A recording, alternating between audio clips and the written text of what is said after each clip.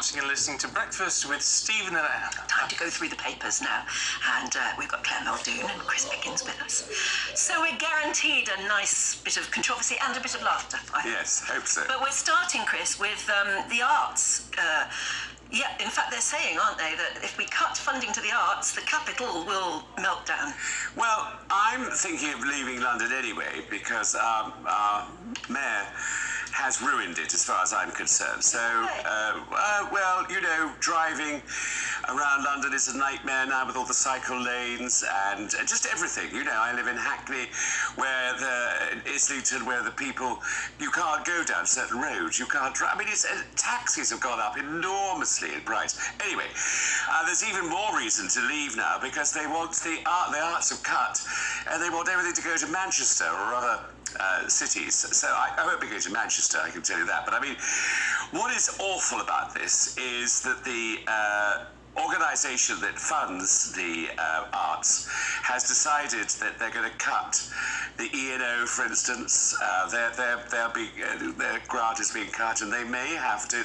In fact, they're going to leave them enough money to really seriously think about going to Manchester to have the E&O there. And then there'll be the Opera House, then there's the Donmar Warehouse. I mean, interesting enough, Oscar winner Sir Sam Mendes claimed the new funding programme would hit the arts as a whole. The founding artistic director of the Donmar said, cutting its funding is short-sighted decision that will wreak long-lasting damage on the wider industry. And I think he's right.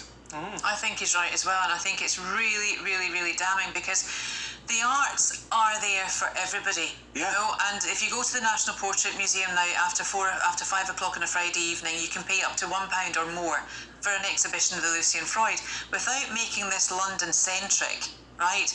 But historically, Soho was the bastion of creativity, of you know, wonderful, wonderful scenes of art, both within themselves and, you know, and the outer going forward. But a lot of people at the moment will say, you know, we've got a cost of living crisis, we can't afford for posh people to go to the opera. But it's not about posh people going to the opera. The arts is more than that. It's deeper than that. You don't have to be an academic to appreciate art. You don't have to be an academic in order to be an artist. You know, the Soho in itself and, you know, the Talgarth Road going out to Hammersmith and the M4, there was loads of artist studios then. There is nothing now. If you have got, I was talking earlier about social mobility. If you're a young creative, what do you do? You know, it's so wrong on so many levels. This is an interesting one, actually, for anyone watching or listening, because if you don't live in London, do you resent the fact that so much of the arts is centred in London, or do you think, hey, London's the capital city, why shouldn't it have? Well, look, you've got Edinburgh with the Edinburgh Fringe and then the Edinburgh Festival. Glasgow used to have Mayfest for the whole month of May. Rupert Everett started his acting career in Glasgow at the Citizens Theatre. Such a wealth of talent, you know, that can be explored. But the fact is that everyone wants to come to London because that is where the big pool is for actors. Am I right, am I wrong? Absolutely right. And that encourages people to come to this wonderful city of ours. And the other thing, which I think is a problem, what are we going to do with these buildings? What are we going to do with the Colosseum? Yeah. The Colosseum, if they take that away, it's going to be empty because it's not a commercial theatre because it's too big.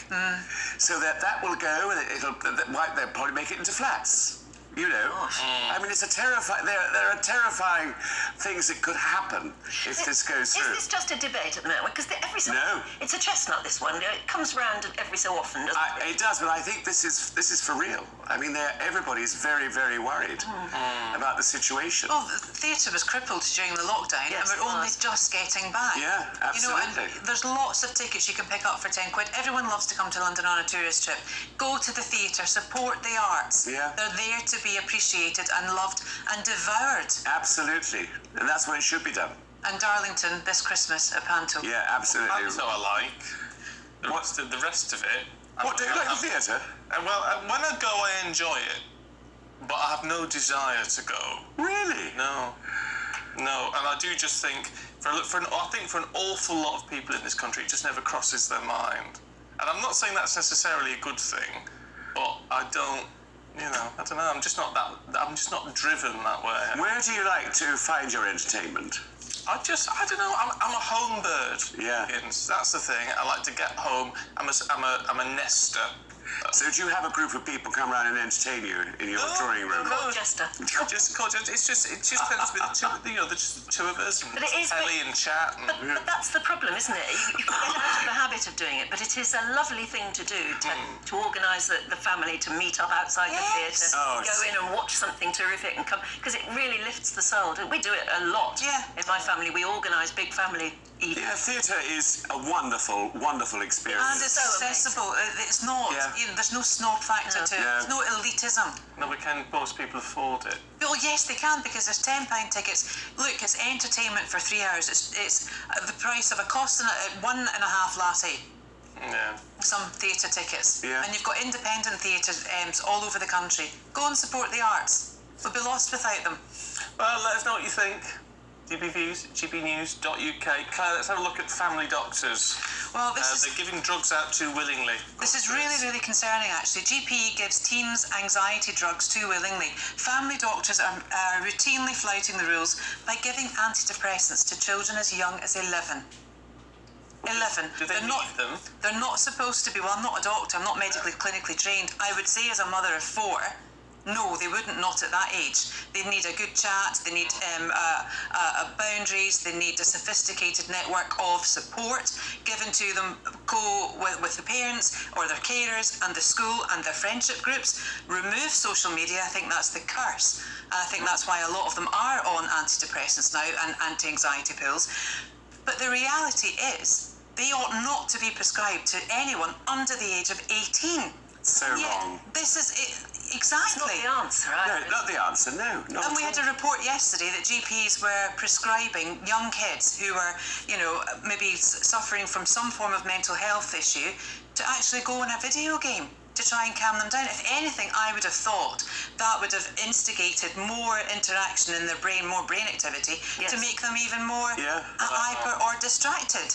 It all gets very confusing. Well, but it shouldn't be confusing, though, Stephen. These are our young people. This is the future of society. GPs fall into the trap of thinking it's an easy fix. Just write a prescription for this and it'll go away. I do, Anne. I really, really do. Children as young as 11, it's just not honest. No, it's a joke. But now to a proper scandal. Yeah, no, this is Never mind that. This is A outrageous. proper scandal. mutiny on the Bounty. Absolutely. I'm outraged. Now, what they're doing is the box of celebration chocolates or tin, whatever it is. It's not a tin, it's a box. It's a sort of cardboard tin. Cardboard tin, yes. And I don't like the way they're all wrapped up now. They're very odd, the wrappings going on. But anyway, what they've decided to do is remove the Bounty. No. Who is they? Because, well, the PR company, and I think it's a PR stunt, obviously. But I have to say, I don't like a Bounty. Well, I do. Don't? No. I do. No. We can get together then. Yeah. We can all sit there with our, and I'll eat it. I'll eat the rest. You can have the Bounties.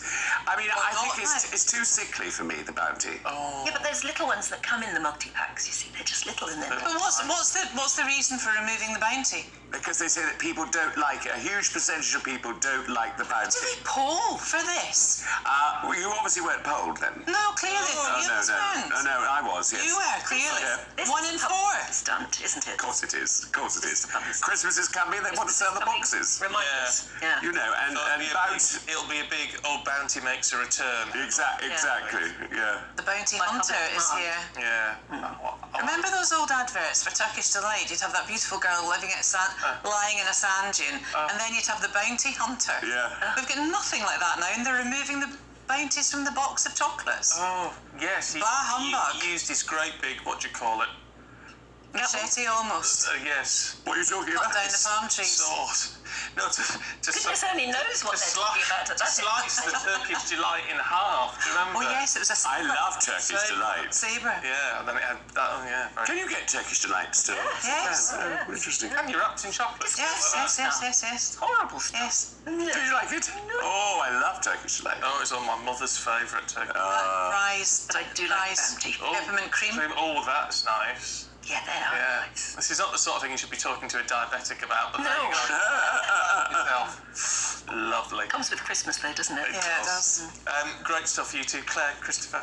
Thank you very I much. never know whether to call you Christopher, Chris, or just Biggin. Di, whatever you like, I'll answer. Oh, excellent. There you go. There's an offer. Thank you both very much indeed. Thank you. Good to see you.